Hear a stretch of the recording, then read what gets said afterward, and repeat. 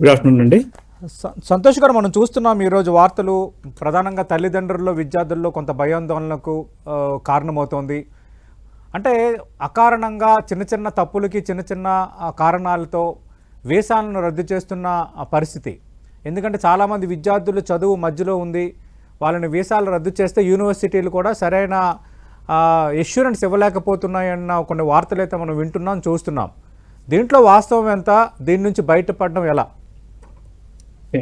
So first of all ఒక చిన్న correction అండి సార్. వీసా రద్దు చేస్తే ప్రాబ్లం లేదు, ఎందుకంటే visa is something that you need. మీరు ట్రావెల్ చేయడానికి మాత్రమే వీసా కావాలి సార్. ప్రాబ్లం వీసా రద్దు కాదు. ఇక్కడ ప్రాబ్లం ఏంటంటే వాళ్ళ సర్వీస్ టర్మినేట్ చేస్తున్నారు. సర్వీస్ ఏంటి అంటే I-94 basically that will allow them to stay in the country. Okay. Service terminate అయితే they don't have an option but they have to leave or apply for reinstatement. Okay, so visa termination అనేది visa cancellation అది ఎప్పటి నుంచి జరుగుతుంది, అది problem కాదు. ఎందుకంటే ఒక person if is charge with any crime typically consulate నుంచి మీ వీసా టర్మినేట్ అయింది, సో నెక్స్ట్ టైం మీరు మా కంట్రీ బయటకు వచ్చినప్పుడు you have to go for stamping అని చెప్పేది. అంటే అది ప్రాబ్లమే, but that we need only if you're travelling outside the country, right? Country బయట ట్రావెల్ చేయకపోతే వీసాతో సంబంధం లేదు. ఇక్కడ ప్రాబ్లం ఏంటి అంటే సర్వీస్ టర్మినేషన్స్ అవుతున్నాయి. లాస్ట్ 5 days నుంచి వెళ్ళి వీ హ్యావ్ అట్లీస్ట్ మనకే వచ్చినాయి ఆల్మోస్ట్ 1000 కేసెస్ వరకు వచ్చినాయి. ఓకే, నా ఎక్స్పెక్టేషన్ ఏంటంటే every at least 1 out of 15 students got affected. Okay, minimum if not 1 out of 10. Okay, that is the huge number, అంటే దిల్ will be in thousands. Okay, so ఇక్కడ తప్పేం చేస్తున్నారంటే anyone who is being fingerprinted for any or arrested. So for example, by mistake ఎవరన్నా మీ మీద తప్పు allegation పెట్టినప్పుడు caps వచ్చి అరెస్ట్ చేస్తారు, రైట్? ఇమీడియట్లీ వాళ్ళని వదిలిపెట్టేస్తారు, వీళ్ళ తప్పు కేసు అని చెప్పేసి వదిలిపెట్టేసారు అనుకోండి, వాళ్ళు కూడా ఎఫెక్ట్ అయ్యారు. Okay, okay, so it don't matter whether they were charged with a crime or whether convicted or the conviction was dismissed. Okay, case dismiss అయినా కానీ they were affected with this one. ఒకసారి finger print అయిన వాళ్ళందరినీ లేదా finger print కానీ arrest అయిన వాళ్ళందరినీ వాళ్ళ సర్వీస్ టర్మినేట్ చేసేసారు. సో వాళ్ళకి ఇప్పుడున్న ఆప్షన్స్ ఏంటి అంటే రెండు. ఒకటి ఏంటి అంటే they can leave the country, okay, which may not be a good option for lot of individuals, especially loan తీసుకొని వాళ్ళందరూ వస్తారు కాబట్టి they may not do that, right? అది కూడా they have to live with in 15 days. ఒకవేళ వెళ్ళలేకపోతే then I recommend applying for reinstatement. Okay sir. Okay, for reinstatement apply చేసుకుంటే they can stay in the country but they cannot work or they cannot study. Okay, problem ఎక్కడ వస్తుంది అంటే చాలా మటుకు universities reinstatement I-20 కూడా ఇవ్వట్లేదు. Reinstatement file చేయాలంటే compulsory reinstatement I-20 కావాలి. ఓకే, సో ఇప్పుడు ఎస్పెషల్లీ ఒకవేళ గ్రాడ్యుయేట్ అయిపోయారు అనుకోండి, గ్రాడ్యుయేట్ అయిపోయిన వాళ్ళకి ఓపీటీ సిపిటీ ఓపీటీలో ఉంటారు. వాళ్ళు ఏంటంటే they already graduated from school, right? So వాళ్ళకి రీఇన్స్టేట్మెంట్ I-20 రావడం చాలా కష్టం. సో వాళ్ళు అప్పుడు ఏంటంటే they have to probably choose another university or figure out some other way.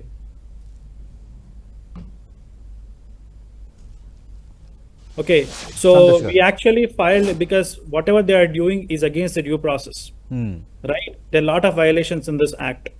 So, andukani we just filed a lawsuit yesterday. అంటే సంతోష్ రెడ్డి గారు, అది మీరు అన్నారు కదా, they can leave country with in 15 days, అదొకటి ఆప్షన్ అని. ఇప్పుడు కొన్ని యూనివర్సిటీలు కూడా ఒక ఇన్సూరెన్స్ ఇవ్వలేని పరిస్థితుల్లో వేరే యూనివర్సిటీకి వెళ్ళే ఛాన్స్ ఉంటుందా? ఒక్కసారి ఫిక్స్ అయిపోయిన తర్వాత ఇంకా కంట్రీని వేడాల్సిందేనా? దీనిపై కొంత క్లారిటీ ఇవ్వండి సార్. నో, వేరే యూనివర్సిటీకి అప్లై చేసే ఛాన్స్ ఉంది. ఓకే, వేరే యూనివర్సిటీకి అప్లై చేసినా కానీ ఇప్పుడు ఇక్కడ ప్రాబ్లం ఏంటి అంటే ఈ service termination did not happen because they were violating, అంటే ఇప్పుడు కోర్సెస్ సరిగ్గా చేయకపోవడమో లేకపోతే unemploy like working with authorization లేకపోతే ఫీ పే చేయకుండా అట్లా కాదు కదా. ఇది అయింది ఏంది, it's purely based on the individual's criminal record, right? That won't change whether they are in university or university B, it will remain the same. Okay, right? So అక్కడ అది ఇంకొక ఇష్యూ. ఓకే, సో చాలా మంది ఏం చేస్తున్నామంటే now we are అంటే reinstatement file చేసేతో పాటు we are filing ఏ లా suit also. Okay, కానీ లా సూట్ ఫైల్ చేయడం వల్ల ఒకటే ఒక ఇష్యూ ఏంటి అంటే లా సూట్ ఒకటే ఫైల్ చేస్తే సరిపోదు.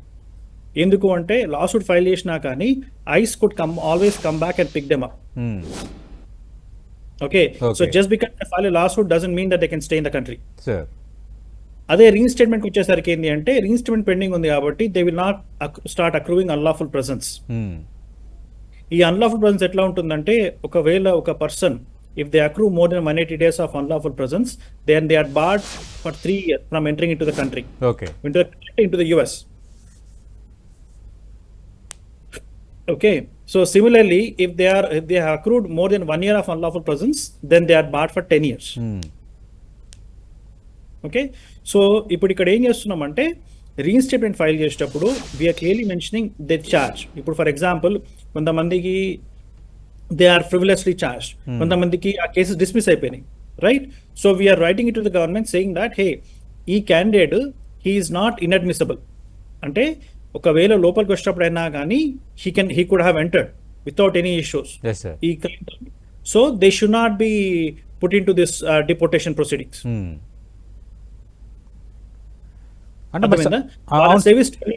చెప్పండి. అంటే అదే సంతోష్ రెడ్డి గారు, ఇప్పుడు ఇంకో యూనివర్సిటీకి వెళ్ళొచ్చు అయినా అంత ప్రాబ్లం ఉంది అంటున్నారు.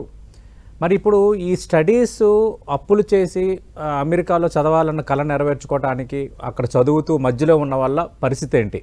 ఎందుకంటే ఇక్కడ ఇండియాలో ఉన్న తల్లిదండ్రుల్లో మాత్రం ఉదయం నుంచి చాలా తీవ్రమైన ఆందోళన వ్యక్తమవుతుంది. ఒక్కొక్కరి స్టోరీస్ ఉంటుంటే చాలా బాధేస్తుంది. But sir, very painful sir. చాలా పెయిన్ఫుల్. అంటే చాలా మంది అప్పు చేసుకొని సెకండ్ మాస్టర్స్ చేస్తున్న వాళ్ళు, థర్డ్ మాస్టర్స్ చేస్తున్న వాళ్ళు కూడా ఉన్నారు. Okay, so it's completely sad and it's not only affecting.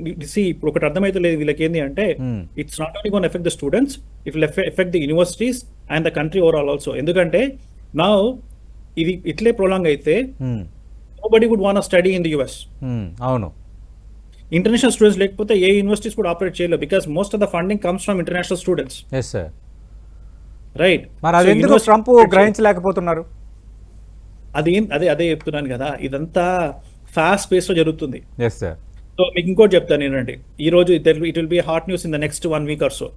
ఇప్పుడు ఏమవుతుంది అంటే now the government is signing an agreement, like so they're entering an agreement between IRS and ICE to share the documents. Adi share ayindi anukondi, it will have a huge effect not only on students but also people who are working on H1Bs. So adi ఇంకా రాలేదు news, నిన్ననే, అంటే it's still ongoing right now. అంటే ఒకవేళ అది జరిగితే ఏం జరగచ్చు సార్? సో బేసిక్ గా ఎవరు ఎఫెక్ట్ అవుతారు? It will not only affect students but it will also affect people who are on H1B. చాలా మంది బెంచ్ మీద ఉన్నప్పుడు వాళ్ళ పేరు రాకపోయి ఉంటది, రైట్? సో ఇప్పుడు IRS మొత్తం డీటెయిల్స్ అన్ని షేర్ చేసింది అనుకోండి, they will know everything. So అప్పుడు it will create lot more issues.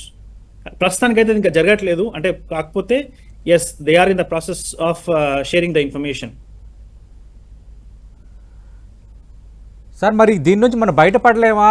ఒకవేళ కేంద్ర ప్రభుత్వం ఇన్వాల్వ్ అయితే సమస్యకు పరిష్కారం ఏమైనా దొరుకుతుందా? Actually, we are working with the Indian embassy on that one. They are aware of this issue.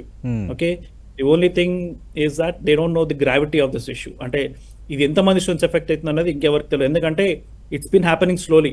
మనం ఒక 4 days back when we initially posted a video regarding this one, ఆ టైంకి చాలా తక్కువ మంది ఉండే. సో ఈ లాస్ట్ 4-5 days లో మనకే ఒక 1000 కేసు పైన వచ్చినాయి sir. Okay, so atla there are lot of other law firms also, they would have received good amount of cases too. So definitely na estimation at least 20-30,000 students are affected easy.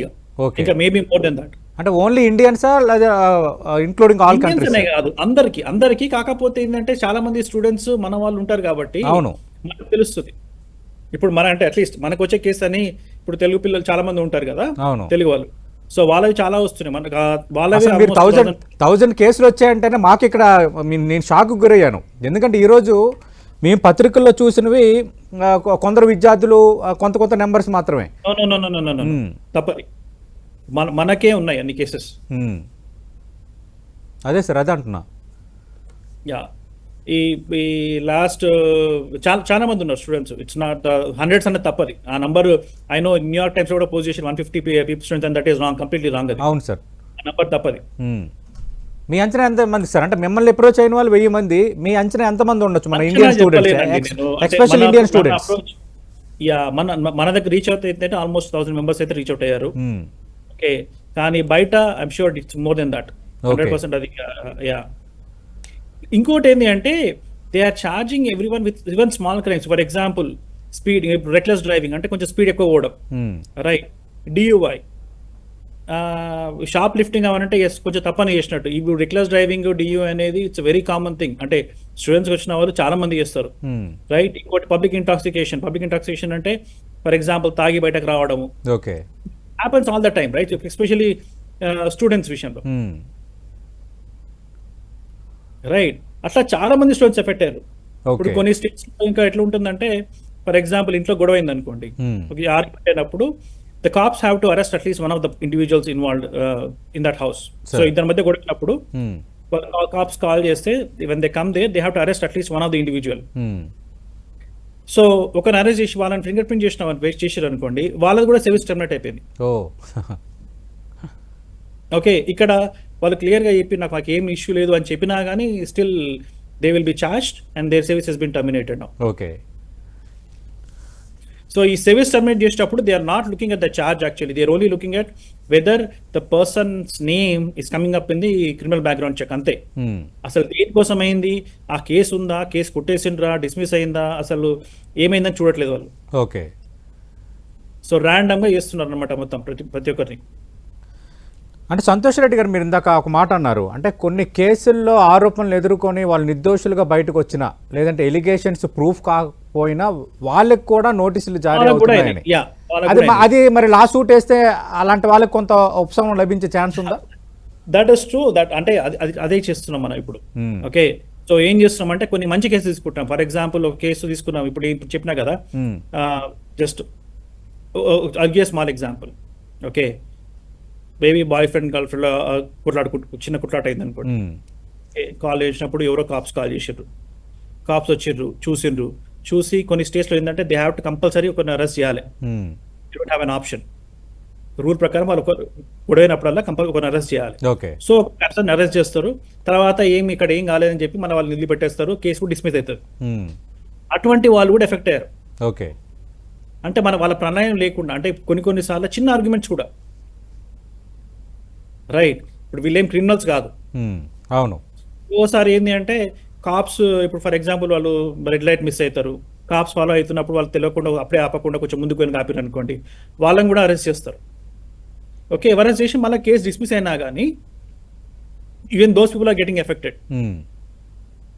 డియుఐ 0.08 blood alcohol content allowed, right. 2 బీర్లు దాగి నడిపిందంటే వాళ్ళు కూడా, అంటే of course అదే కొంచెము డియుఐఓ, shop lifting అటువంటి అంటే కనీసం తప్పు చేసినట్టు వాళ్ళు, కానీ ఇవైతే వాళ్ళ ప్రళయం లేకుండా అవుతుంది కదా.